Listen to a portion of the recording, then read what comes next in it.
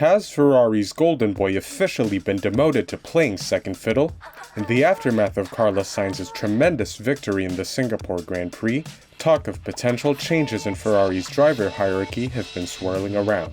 And now, team boss Frederic Vasseur has caught the attention of many with his comments about one of the Scuderia's talented drivers.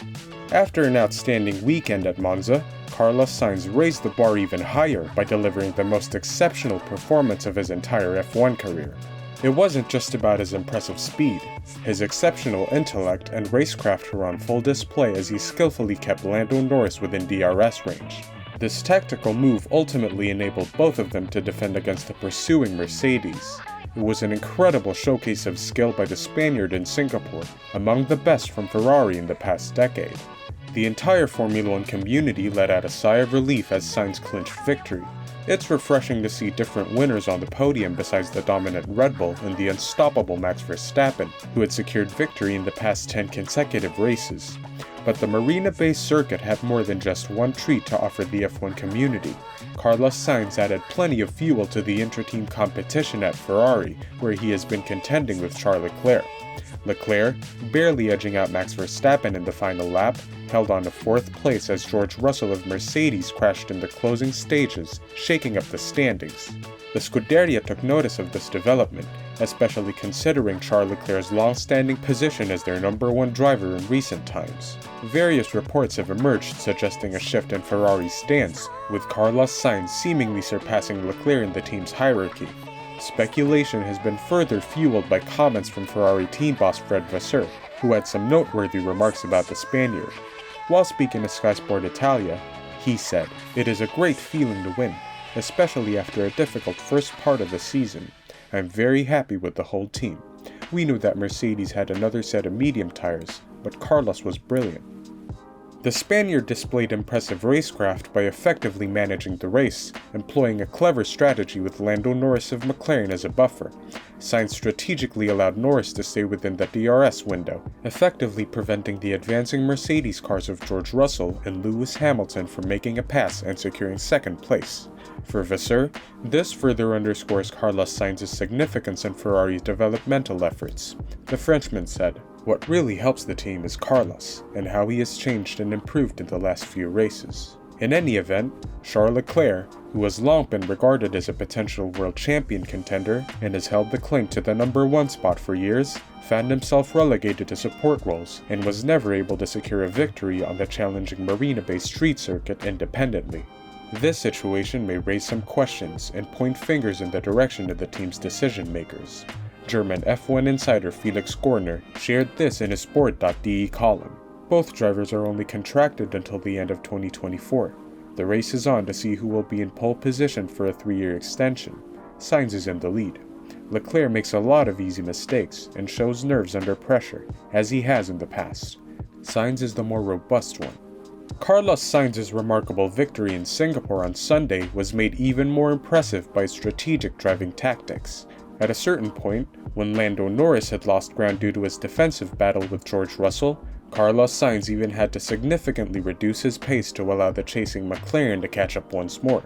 Sainz's strategy executed flawlessly, with George Russell unable to overtake Norris before his unfortunate last lap mistake, where he clipped the wall and retired from the race.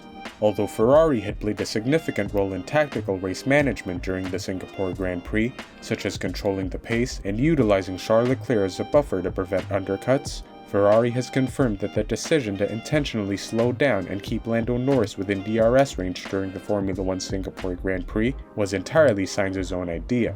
Speaking on the strategy that made for great television, or in this case, Netflix episode, Fred Vasseur said, "It was the idea of Carlos. I don't want to say it's obvious, but he knew he was more at risk with Mercedes than with Norris.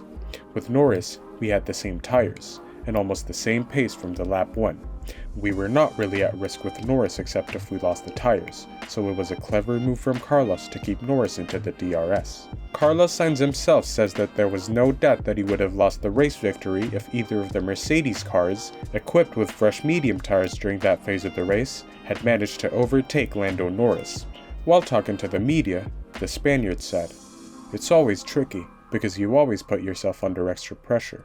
you know that then you cannot have a lockup, and you cannot have a single mistake or a snap, because it means that then Lando's going to have a chance to overtake you if he's in DRS. So, at that point, you decide to give him the DRS, hoping that's going to be enough to keep the Mercs behind.